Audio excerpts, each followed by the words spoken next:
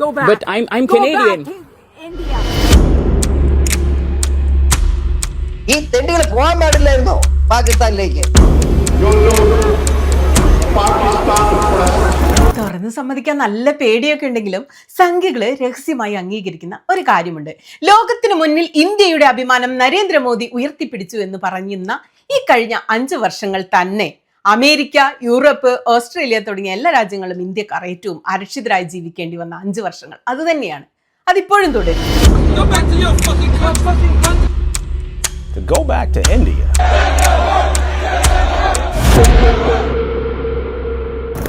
ഇന്ത്യയിൽ മോദിയെ എതിർക്കുന്നവരോട് പാകിസ്ഥാനിലേക്ക് പോടാനാറി എന്ന് പറയുന്നത് വലതു ദേശീയവാദികളുടെ ഒരു രീതിയാണ്. എന്നാൽ അവരുടെ പ്രത്യയശാസ്ത്ര സഹോദരങ്ങളായ യൂറോപ്പിലെ വെള്ളക്കാരായ ദേശീയവാദികൾ അമേരിക്കയിലെയും യൂറോപ്പിലെയും ഹിന്ദുക്കളോട് ഇന്ത്യയിലേക്ക് നീ മടങ്ങിപ്പോടാ എന്ന് പറഞ്ഞപ്പോൾ ട്രംപ് ജയിക്കാൻ വേണ്ടി ഡൽഹിയിൽ മൃത്യുഞ്ജയ ഹോമം കഴിച്ച കുറെ എണ്ണുണ്ടല്ലോ ഹിന്ദു സേനക്കാര്, അവര് വരെ ഞെട്ടിത്തെറിച്ച് പോവുക ചെയ്ത്. ഗോ ബാക്ക് ടു പാകിസ്ഥാൻ വിളികൾ ഇന്ത്യയിൽ ശക്തമാകുന്ന ഈ കാലത്ത് തന്നെയാണ് ഗോ ബാക്ക് ടു ഇന്ത്യ മുദ്രാവാക്യങ്ങൾ വിദേശ തെരുവുകളിൽ മുഴങ്ങിക്കേൾക്കുന്നത്. ഒരേ വിദ്വേഷ രാഷ്ട്രീയത്തിന്റെ 2 വശങ്ങൾ തന്നെയായിട്ടാണ് നമ്മൾ ഇതിനെ മനസ്സിലാക്കേണ്ടത്. അതിന്റെ ഒത്ത നടുക്ക് നിൽക്കുന്നത് ആരാ? മറ്റാരുമല്ല, നമ്മുടെ നരേന്ദ്രമോദി.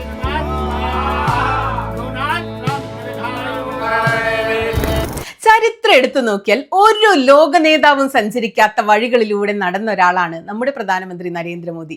ഇന്ത്യൻ പ്രധാനമന്ത്രിയായി അദ്ദേഹം ചുമതലയേറ്റത് 2014 മെയ് മാസം 26. തൊട്ടടുത്ത ദിവസം ചൈന ഒഴികെയുള്ള അയൽ രാജ്യങ്ങളുടെ നേതാക്കൾക്കൊപ്പം മോദിയുടെ സ്ഥാനാരോഹണ ചടങ്ങിൽ പങ്കെടുക്കാൻ പാകിസ്ഥാൻ പ്രധാനമന്ത്രി നവാസ് ഷെരീഫും മോദിയുടെ ക്ഷണം സ്വീകരിച്ചെത്തി. ഇന്നേക്ക് കൃത്യം 10 വർഷങ്ങൾക്ക് മുമ്പുള്ള ക്രിസ്തുമസിന് 2015 ഡിസംബർ 25 നരേന്ദ്രമോദി ഒരു സർപ്രൈസ് വിസിറ്റായി ലാഹോറിൽ വിമാനമിറങ്ങി. അന്ന് നവാസ് ഷെരീഫിന്റെ പിറന്നാളായിരുന്നു. നിങ്ങൾ അവസാനം എത്തിയല്ലേ എന്നാണ് നവാസ് ഷെരീഫ് മോദിയോട് ചോദിച്ചു എന്ന് റോയിറ്റേഴ്സ് റിപ്പോർട്ട് ചെയ്യുന്നത്. പാകിസ്ഥാൻ ഇന്ത്യ വിരുദ്ധ തീവ്രവാദം ഉപേക്ഷിക്കണമെന്ന് നരേന്ദ്രമോദി ആവശ്യപ്പെട്ടു. നല്ല കാര്യം. ഇരു രാജ്യങ്ങളും തമ്മിലുള്ള ബന്ധം മെച്ചപ്പെടുത്തണമെന്ന് പറഞ്ഞു. എന്നിട്ടിപ്പോ എന്തായുടെ കാര്യങ്ങൾ? Prime Minister Narendra Modi shared with him India's angst over Pathankot terror attack. ചരിത്രത്തിൽ ആദ്യമായി ഒരു ലോക നേതാവ് ഒരു അമേരിക്കൻ പ്രസിഡന്റ് സ്ഥാനാർത്ഥിയെ തന്റെ ആളായിട്ട് എൻഡോസ് ചെയ്തു. സെപ്റ്റംബർ 2019 ഹൂസ്റ്റണിലെ ഒരു വലിയ സമ്മേളനത്തിൽ അമേരിക്കൻ പ്രസിഡന്റ് സ്ഥാനാർത്ഥിയെ ആയ ട്രംപിനെ സാക്ഷി നിർത്തി 50,000-ലധികം ഇന്ത്യൻ വംശജരോട് നരേന്ദ്രമോദി വിളിച്ച് ആർത്തുകൂവി. അബ്കി ബാർ ട്രംപ് സർക്കാർ, അബ്കി ബാർ ട്രംപ് സർക്കാർ. ആ തെരഞ്ഞെടുപ്പിൽ ട്രംപ് തോറ്റു, സ്വാഭാവികം. ബൈഡൻ വന്നു, കഴിഞ്ഞ വർഷം ബൈഡൻ തോറ്റു, ട്രംപ് തിരിച്ചു വന്നു. ട്രംപും അമേരിക്കൻ വലതുപക്ഷവും തങ്ങളെ പിന്തുണച്ച ഇന്ത്യക്കാർക്കെതിരെ തിരിയുകയാണ് ആദ്യം നമ്മൾ കണ്ട്. കൈവിലങ്ങണിയിച്ചാണ് നാട് കടത്തി നാണം കെടുത്തിയത്. മോദിക്ക് നോക്കി നിൽക്കല്ലാതെ വേറെ ഒന്നും ചെയ്യാനില്ലായിരുന്നു. മോദി ആരാധകരും ട്രംപിന്റെ ഉറ്റ തോഴരുമായ വിവേക് രാംസ്വാമി ഉൾപ്പെടെയുള്ള ഇന്ത്യൻ വംശജർ ഗോ ബാക്ക് ടു ഇന്ത്യ വിളികൾ നേരിട്ടുകൊണ്ടിരിക്കുകയാണ്. In a post laced with slurs and profanity, Fuentes told Ramaswamy to go back to India. ഇതേ മുദ്രാവാക്യങ്ങൾ ലോകത്തിന്റെ പല ഭാഗങ്ങളിലും ഇപ്പോൾ ഉയരുകയാണ്. ഇവിടെ ജീവിക്കുന്ന ഇന്ത്യക്കാരോട് ഇത് നിങ്ങളുടെ നാടല്ല, നിങ്ങളെ ഞങ്ങൾക്ക് വേണ്ട, പോയില്ലെങ്കിൽ ഞങ്ങൾ തല്ലി ഓടിക്കുമെന്നാണ് അവർ പറഞ്ഞുകൊണ്ടേയിരിക്കുന്നത്. ഗോ ബാക്ക് ടു ഇന്ത്യ എന്ന മുദ്രാവാക്യം ഒരു വലിയ മാസ് കാമ്പയിനിങ്ങിനായി പാശ്ചാത്യ രാജ്യങ്ങളിൽ രൂപപ്പെട്ടുകൊണ്ടിരിക്കുകയാണ്. Go back. But I'm Go Canadian. back to India. Why are you in my country? Why are you here? ഒരു മുദ്രാവാക്യം എന്നതിൽ നിന്ന് മാറി ആ വാക്കുകൾ ഇന്ത്യക്കാർക്ക് നേരെയുള്ള പലതരത്തിലുള്ള വിവേചനം, പരിഹാസം, വെറുപ്പ്, വിദ്വേഷമൊക്കെ ആയിക്കഴിഞ്ഞ് കയ്യാങ്കളിയായും ട്രോളുകളായും വളർന്നുകൊണ്ടിരിക്കുകയാണ്. പാശ്ചാത്യ വ്യവസ്ഥിതിക്ക് ഗുണകരമായ ഒന്നായാണ് ഇന്ത്യൻ സാന്നിധ്യം ഇതുവരെ കണക്കാക്കപ്പെട്ടിരുന്നത്. അത് അമേരിക്കയിലെ സിലിക്കൺ വാലി ആയാലും UK-യിലെ NHS ആയാലും ഇന്ത്യക്കാരെ പണിയെടുക്കാൻ അവർക്ക് ആവശ്യമുണ്ടായിരുന്നു. നന്നായി പണിയെടുത്ത് സ്വന്തം കാര്യമാക്കി മാത്രം നോക്കി ജീവിക്കുന്ന ഒരു മോഡൽ മൈനോറിറ്റി ആയിരുന്നു ഇന്ത്യക്കാർ ഈ അടുത്ത കാലം വരെ. അങ്ങനെ സമാധാനമായി ജോലി ചെയ്ത് ജീവിച്ചു പോന്ന ഇന്ത്യക്കാരിപ്പോൾ മോദിയുടെ വിദേശ റാലികളിൽ ആകൃഷ്ടരായിക്കൊണ്ട് എന്ത് ചെയ്യുന്നത്? ഗർവ്സേ ബോലോ ഹം ഹിന്ദുസേ ഹിന്ദു ഹേ എന്നൊക്കെ മുദ്രാവാക്യം വിളിച്ച് അവിടങ്ങളിലെ തെരുവുകളിൽ നിറയുകയാണ്. അത് പോരാഞ്ഞിട്ട് ജാതിപ്പേര് മുതൽ മതസംഘടനകളിലെ ചേരിപ്പോര് വരെ വിദേശത്തെ തെരുവുകളിൽ അരങ്ങ് തകർക്കുകയാണ്. ഇന്ത്യയിൽ എന്ത് നടക്കുന്നു അതൊക്കെ വിദേശത്തും ഇവർ കാട്ടിക്കൂട്ടുക.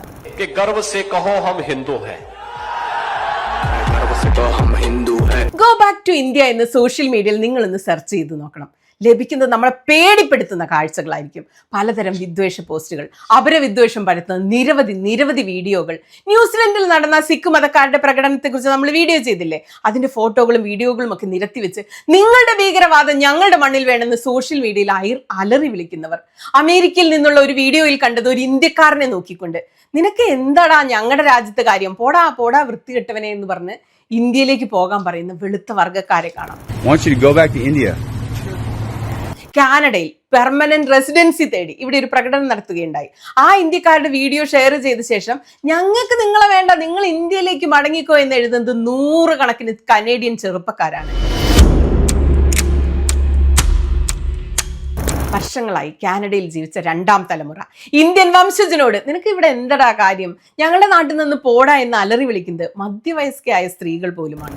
I'm being aggressive to you because too many Indians are in Canada and I want you to go back. യുകെയിൽ ലോകത്തെ ഏറ്റവും വൃത്തികെട്ട നാട് ഏതാണെന്ന് ചോദിച്ചുകൊണ്ട് തെരുവുകളിൽ ക്യാമറയുമായി ഇറങ്ങുന്ന എത്രയോ യൂട്യൂബർമാർ ഇന്ത്യ എന്ന് മറുപടി പറയുന്നവരുടെ ദൃശ്യങ്ങൾ വെട്ടിക്കൂട്ടി ഉണ്ടാക്കി അവരുണ്ടാക്കിയ വീഡിയോകൾ വൈറലാവുകയാണ്. ഏതാ വൃത്തികെട്ട നാട്? India India India.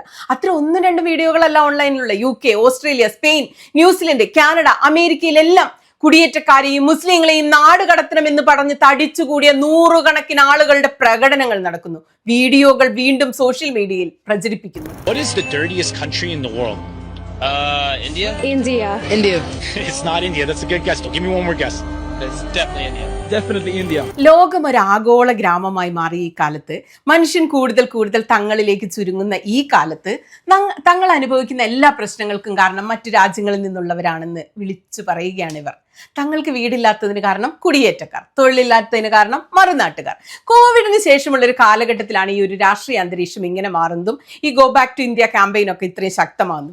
ഇതിന് പ്രധാനമായി 3 ഘടകങ്ങളാണുള്ളത്. ഒന്നാമതായി, കോവിഡിന് ശേഷം കാനഡ ഉൾപ്പെടെയുള്ള പാശ്ചാത്യ രാജ്യങ്ങൾ ഇന്ത്യൻ കുടിയേറ്റം നന്നായി പ്രോത്സാഹിപ്പിച്ചു.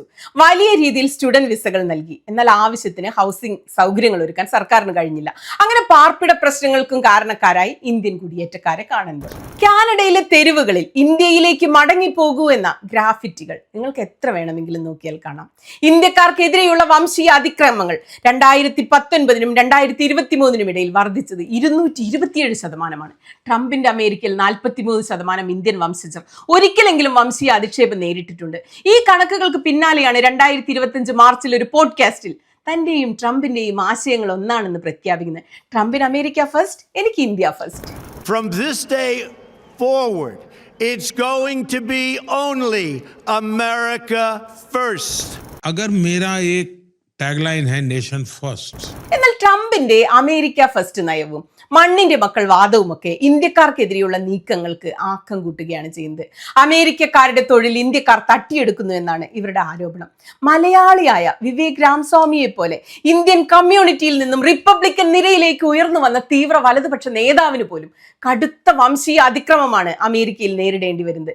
വിവേക് രാംസ്വാമിയോട് നിനക്ക് ഇവിടെ എന്താടാ കാര്യം, ഞങ്ങളെ കാര്യം ഞങ്ങൾ നോക്കും, നീ ഇന്ത്യയിലേക്ക് പോയിക്കോ എന്ന് ട്രംപിന്റെ മക്കൾ പറയുന്ന ഒന്ന് ആലോചിച്ച് നോക്കി. ട്രംപിന്റെ മൗത്ത് പീസ് ആയി മാറിയ നിക് ഫ്യൂവൻസ് ആണ് ഇത് പറയുന്നത്.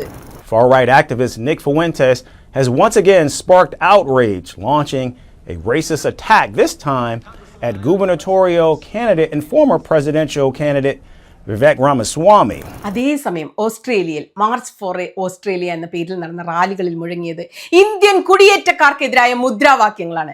New Zealand, Ireland, Germany, France, Canada എല്ലാ രാജ്യങ്ങളും സമാനമായ രീതിയിൽ കുടിയേറ്റ വിരുദ്ധ വികാരം ആളിപ്പടരുകയാണ്.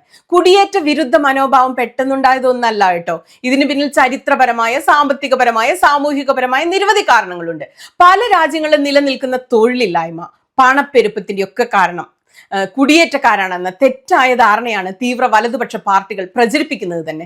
തദ്ദേശീയരുടെ തൊഴിലവസരങ്ങൾ വിദേശികൾ കുറഞ്ഞ വേതനത്തിന് തട്ടിയെടുക്കുന്നു എന്ന വാദം ഇതിൽ പ്രധാനമാണ്. കാനഡ, ഓസ്ട്രേലിയ തുടങ്ങിയ രാജ്യങ്ങളിലെ വർദ്ധിച്ചു വരുന്ന വീട്ടുവാടക, സ്ഥലപരിമിതിക്കൊക്കെ കാരണം ഈ കുടിയേറ്റക്കാരുടെ എണ്ണത്തിലുള്ള വർധനമാണെന്ന് ഇവർ കുറ്റപ്പെടുത്തിക്കൊണ്ടേയിരിക്കുകയാണ്. കുടിയേറ്റക്കാർ തങ്ങളുടെ രാജ്യത്തിന്റെ തനിമയും സംസ്കാരവും നശിപ്പിക്കുമെന്ന് ഇവർ ഭയപ്പെടുന്നുണ്ട്. അത് പ്രചരിപ്പിക്കുകയും ചെയ്യുന്നു. ബഹുസ്വരതയ്ക്ക് പകരമായി അവർ സാംസ്കാരിക ദേശീയത എന്ന ആശയമാണ് ഇപ്പോൾ ഉയർത്തി കാണിക്കുന്നത്. യൂറോപ്പിലും അമേരിക്കയിലും തീവ്ര വലതുപക്ഷ പാർട്ടികൾ മുഖ്യധാരയിലേക്ക് വരുന്നത് കുടിയേറ്റ വിരുദ്ധത ആയുധമാക്കിയാണ്. പണ്ട് നാസിസം, ഫാസിസം ഒക്കെ ഉയർത്തിപ്പിടിച്ച അതേ മുദ്രാവാക്യം വീണ്ടും ഉയർത്തിപ്പിടിക്കുകയാണ് പുതിയ കാലത്തെ തീവ്ര വലതു രാഷ്ട്രീയം. ഇന്ത്യയിലെ സംഘികളെ പോലെ സോഷ്യൽ മീഡിയയാണ് ഇവരുടെയും വിളനിലം. ഫേക്ക് വീഡിയോകൾ, ഊരും പേരുമില്ലാത്ത പോസ്റ്റുകൾ, പച്ച നുണകളിൽ ചുട്ടെടുത്ത വിദ്വേഷ പ്രചാരണം ഇഷ്ടം പോലെ നോക്കിയാൽ കാണാം നിങ്ങൾക്ക്. ഇവിടെ ഇന്ത്യയിൽ മുസ്ലിങ്ങളും ക്രിസ്ത്യാനികളും ദളിതരുമൊക്കെയാണ് ഇരകളെങ്കിൽ അവിടെ എല്ലാ ഇന്ത്യക്കാരും ഇരകളാണ്. മോദിയുടെ ഭക്തർ ഉൾപ്പെടെ ഈ ഗോ ബാക്ക് ടു ഇന്ത്യ വിളികൾ കേട്ടുകൊണ്ടേയിരിക്കും. Go back to India.